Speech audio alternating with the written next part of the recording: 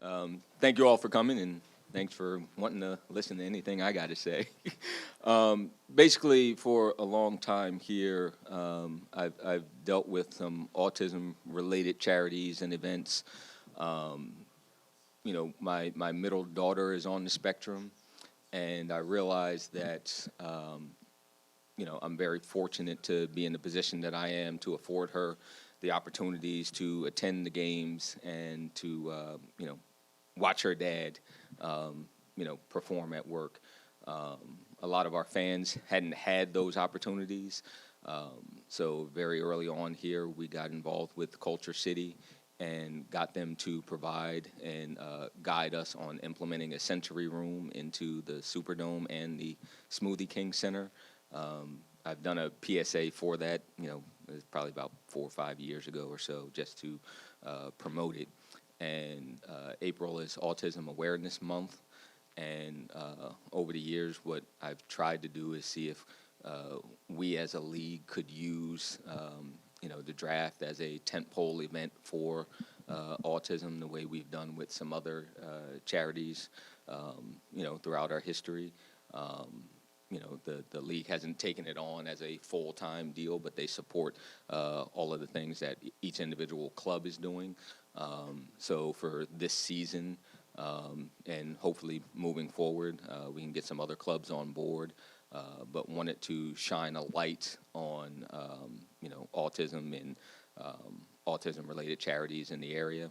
So for all 3 days of the draft this year, we're representing in some way, shape, or form, autism and autism-related charities. So in our draft room, we have Autism Acceptance and a redesigned fleur-de-lis logo.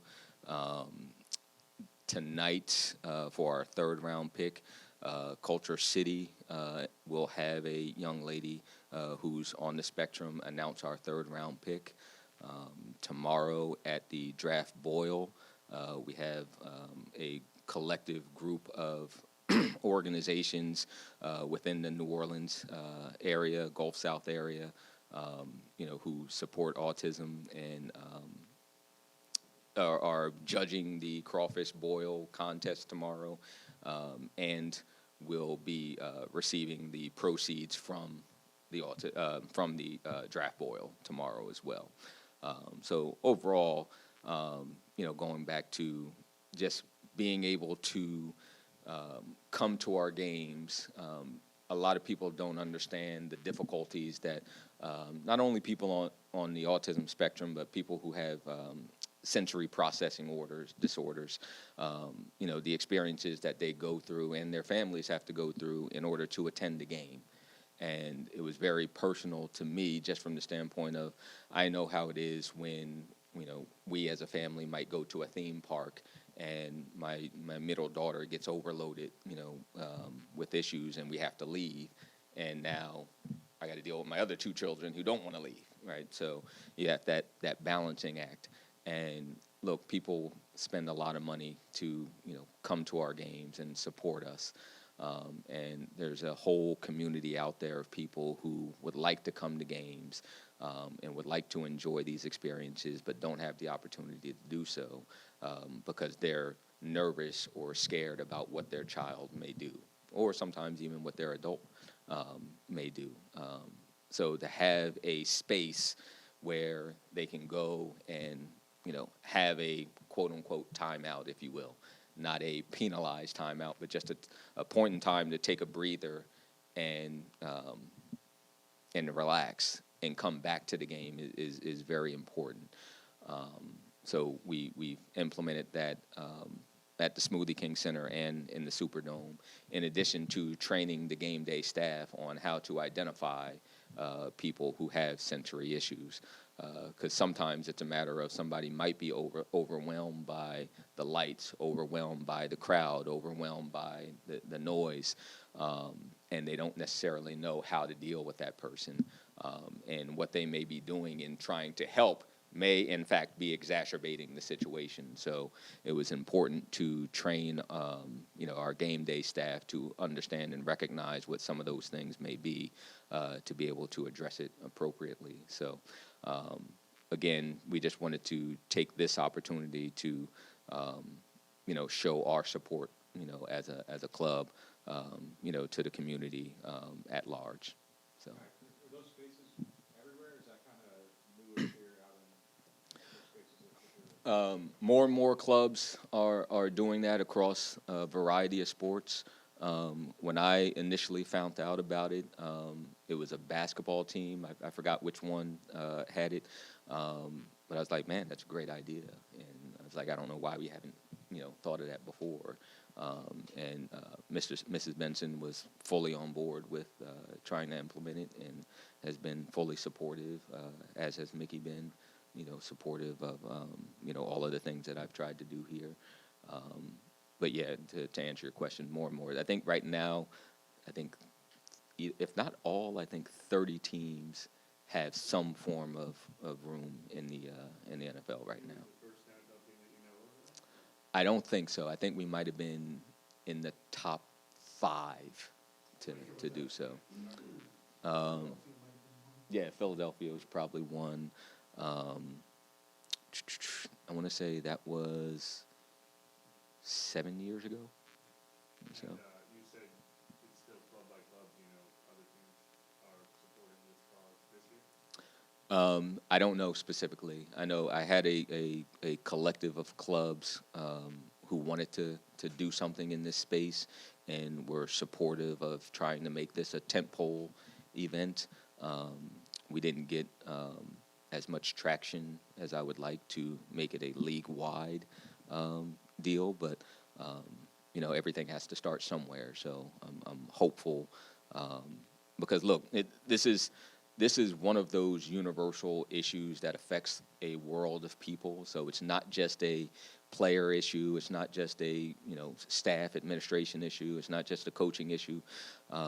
You're talking about 1 in 40 children right now are being diagnosed, and as a country, we don't have a lot of support for these individuals once they become adults as well. So it's a growing issue, societal issue that has to be addressed, and I just want to do my part to try and help that along.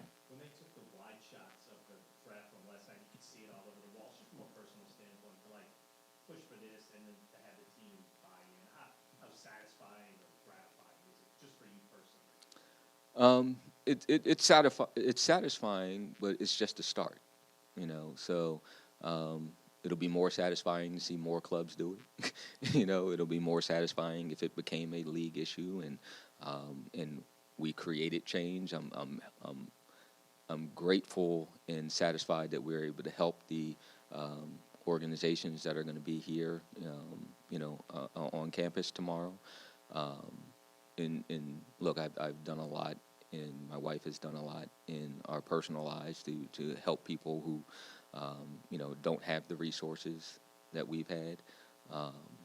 So again, I look at it as a good starting point, and it's a warm feeling to know that it's being received well, and hopefully the people that benefit the most will understand that as well. For parents who are autism for the first time, what advice can you My best advice is in dealing with your own personal issues, to have some patience with your child. It's a lot of people are shocked, when they're first told, and many people are overwhelmed. And I would say that there is support out there, and to seek support, and not only to seek support for your child, but seek support for yourself as well. You're not in this alone, and each child that's on the spectrum might present differently, right? So, there are some people who just have what people might call peculiar quirks, and then there's other people that are totally nonverbal. So there's a wide range of people, and how you deal and interact with those people is different. But at the same time, they have their own personalities and what they bring to the table that we all need to value and cherish. I think for, my wife and I and our daughter, she can communicate, but she's not conversational, right? So if she's having a bad day and is sick, and we say, what's wrong? She's not going to be able to tell us exactly what's wrong. But when you look at it from the standpoint of how she interacts with you, it's really pure sort of raw emotion, right? And when you take a step back and look at all the things in our lives that, we might get upset about, it puts things in perspective, so. So he got actively involved. Mhm. So as a parent for an autism kid, how does that make you feel? Being actively involved with your kid throughout the whole process here, with your journey? Look, I would say it feels good to be able to help people, and look, I try and be helpful wherever I can. Many of you have asked me questions and so forth that I've tried to answer as best I can and help out where I can in any space. But people who are affected by this, like I said, who don't have the resources that I may have, there's a warm, part of me and my family that want to help, because we realize how difficult it is. She just turned 16 last week. She was 3 years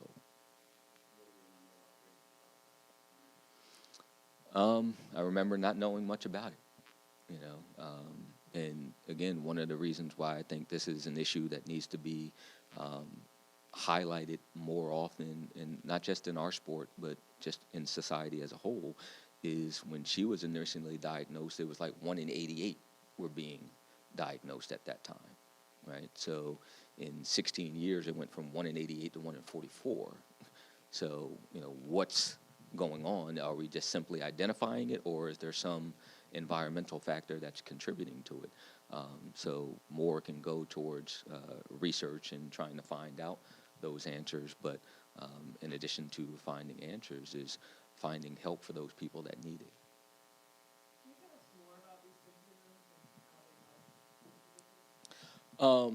So the sensory rooms provide a quiet space, and we also have sensory bags that are available that might have, fidget spinners or something, some tactile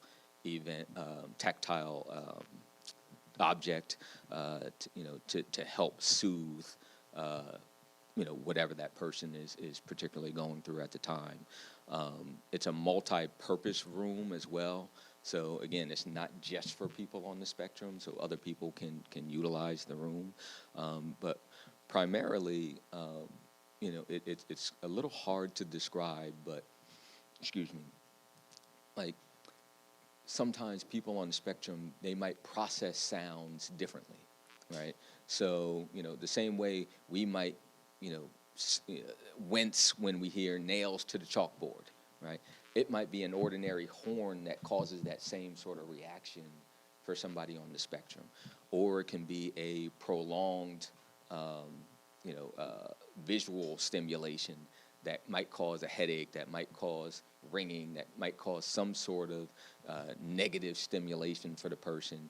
And being able to remove yourself from that into a dark, quiet space just allows your body time to desensitize to whatever it is that was triggering you in the first place. Do you find that, people, enough people know that these rooms exist, or does there need to be a, better job done of letting people know what resources are available?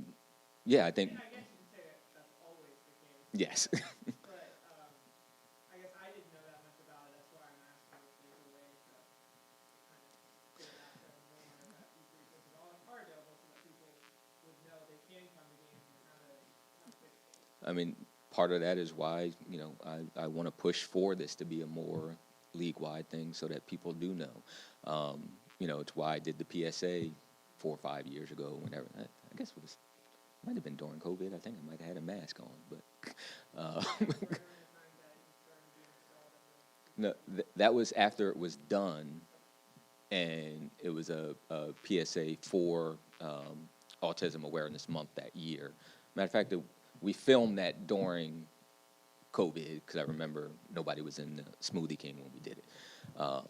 But yeah, so and part of that was to promote it so that more people would know that it exists. And a lot of times things within the community, spreads through word of mouth from people within that community. So sometimes it's just things spread a little bit like wildfire. So you let a few people know, and then gradually more and more people find out. But I do think that many of us can do a better job of promoting the things that are available. Is this something that if someone is in attendance and has a family member or one for themselves in need of the aid, that they can ask anybody that is, Yes. I'm not sure they'll know. Yes. Yes. But Yeah. do you know, just off the top of your head, where the cemetery rooms are located?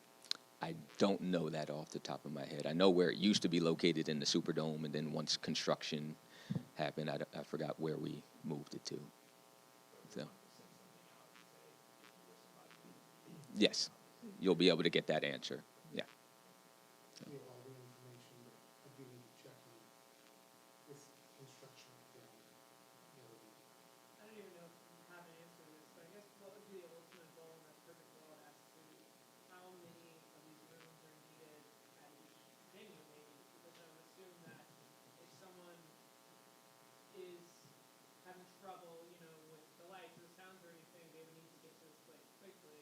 And if they're wandering all around the stadium, that would probably be difficult for them. So I don't know what the ideal number would be. And look, I don't think there is an ideal number. It's going to be a need-based discussion. But the most important thing, I think, is for people, not only people who are going to utilize the room, but people who may witness and see some of these things, to have empathy and compassion for people that are going through something, right? An early situation happened where my daughter was having a meltdown in a Target, actually, and I was going over to, some Targets have like the little Pizza Hut, next to it. So I'm in the Pizza Hut trying to get her a smoothie, or icy, right? And there's a lady in line, and she made some sort of snide comment about people needing to beat their kids, and I'm just like, that's my daughter. She's on the spectrum. She's having a moment, and the lady turned beet red and had nothing to say. And it's just like, you never understand what somebody else is going through, unless you had the opportunity to walk in their shoes. So, and autism is one of those things that isn't like a visual disability for everyone, right? You can't just look at somebody and say, oh, I know that person's on the spectrum. So when they're having a moment and they need to desensitize, sometimes it's just about having some empathy and understanding.